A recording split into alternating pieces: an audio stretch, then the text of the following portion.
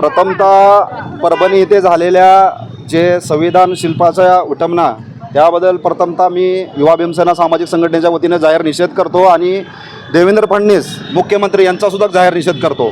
आज परभणी येथे ज्या संविधानावर पूर्ण देश चालतो त्या संविधानाची विटंबना होते आणि ते संतापजनक जर प्रतिक्रिया नोंदवत असतील कार्यकर्ते, त्या कार्यकर्त्याला होमिंग ऑपरेशन करून बाया मुलं विद्यार्थ्यांना रक्तबंबाळ करस्तोर या ठिकाणी पोलीस प्रशासनाने मारहाण केलेले आहे।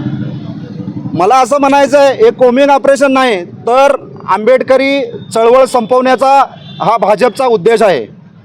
आज त्या ठिकाणी 50हून अधिक विद्यार्थी असेल, महिला असतील, यांना आरोपी बनवण्यात आलेला आहे।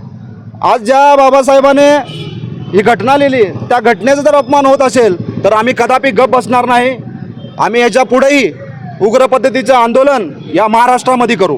आज कशा प्रकारचं आंदोलन केले?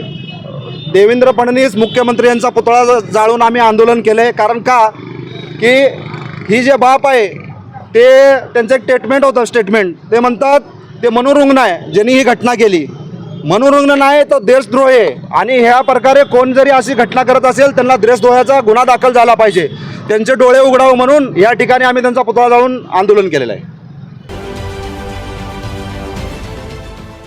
देश विदेशातील प्रत्येक घडामोडींचे लाईव्ह अपडेट मिळवण्यासाठी आता साम टीव्हीच्या सर्व सोशल मीडिया प्लॅटफॉर्मला लाईक, फॉलो आणि सबस्क्राईब करा। तसंच सर्व नोटिफिकेशनसाठी बेल आयकॉन प्रेस करायला विसरू नका।